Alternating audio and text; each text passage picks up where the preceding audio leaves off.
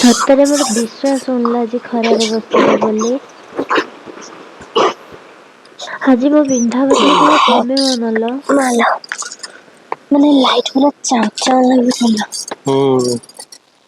ଆଖି ଖୋଲିବନି। ढेर दिन ପରେ ବାହାରକୁ ଆସିଛ ନା ସେଥିପାଇଁ ଆଖି ଝଲସି ଉଠୁଛି। ବିନ୍ଧି ଯାଉଛି। ଜୟ ଜଗନ୍ନାଥ ଏସଟି ଫ୍ୟାମିଲି। ଗେଲି ମୋର କେମିତି ପୁରା ୱିକ୍ ହେଇଗଲାଣି, କେମିତି ଦେଖାଗଲାଣି, ଏକଦମ ରୋଗା ଭଳି ପୁରା ଦେଖାଯାଉଛି। ଏତେ ଦିନ ହେଇଗଲାଣି ସେ ଗୋଟିଏ ରୁମ୍ ଭିତରେ ହିଁ କେବଳ ରହିଛି। ବହୁତ କଷ୍ଟ ହଉଛି ଗେଲିକୁ ମୋର।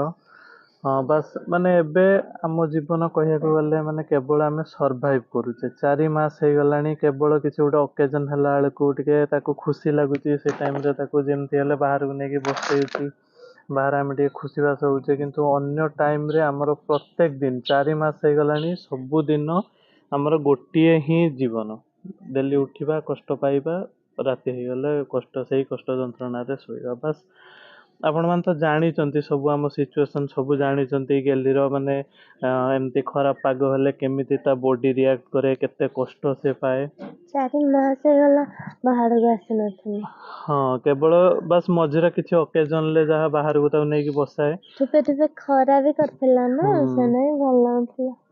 ଆଉ ଆଜି ତ ଏଇ ଅକ୍ଟୋବର ହବାକୁ ଏବେ ବି ବସିଲାଣି, କିନ୍ତୁ ଦେଖିଲା ବେଳକୁ ମାନେ ଏମିତି ପାଗ ଖରାପ କରୁଛି, ଏମିତି ସିଚୁଏସନ। ବାସ୍ ଆମେ ସର୍ଭାଇଭ କରୁଛେ। ଏଇଟା ଆମେ ଆଉ ଚାହୁଁଛେ ଭଗବାନ ଶୀଘ୍ର ଏ ସମୟକୁ ସାରି ଦିଅନ୍ତୁ, ଶୀଘ୍ର ଏ ସମୟ କଟିଯାଉ ଆମର। ବାସ୍ ଭଗବାନଙ୍କ ପାଖରେ ଏତିକି ପ୍ରାର୍ଥନା, ଆଉ ବେଶୀ କିଛି କଷ୍ଟ ନ ମିଳୁ ଗେଲିକୁ, କିଛି ଅଧିକ ଦେହ ଖରାପ ନ ହଉ। ଅଲରେଡି କେତେ ୱିକ୍ ହେଇଗଲାଣି ଗେଲି ମୋର।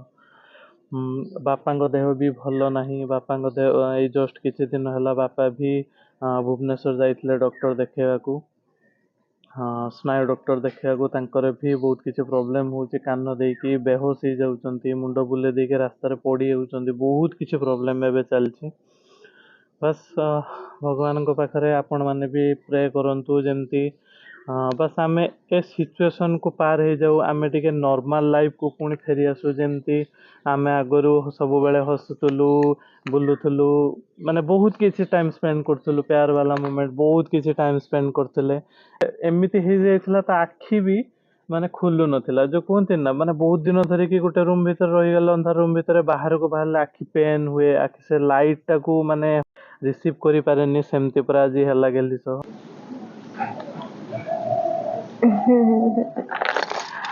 ଆପଣ ମାନେ ଏତେ ପ୍ରେୟାର କଲେ ମୋ ବାପାଙ୍କ ପାଇଁ, ଏବେ ମୋ ବାପାଙ୍କ ଦେହ ଟିକେ ଭଲ ଲାଗୁଛି। ଆଜି ଆହୁରି ପ୍ରାର୍ଥନା କରନ୍ତୁ ଭଗବାନଙ୍କ ପାଖରେ, ଯେମିତି ମୋ ବାପାଙ୍କ କାନ ଶୀଘ୍ର ଭଲ ହେଇଯାଉ। ଆଉ ମୋ ବାପା ଖାଲି ରୁଟି ହସୁଥାନ୍ତି।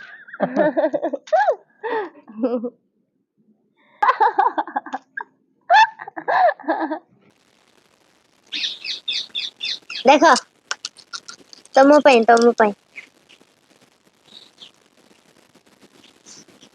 ଆସୁନି ତ ବବୁଲ ସେଟା ବୋଲ ଘାସରେ ସବୁ ବସି ହଉଛନ୍ତି ଯାଇକି।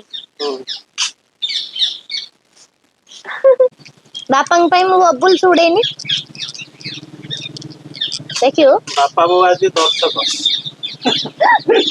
ଦେଖ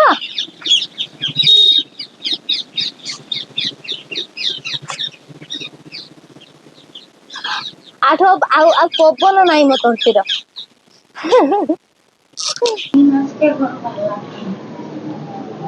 ହଁ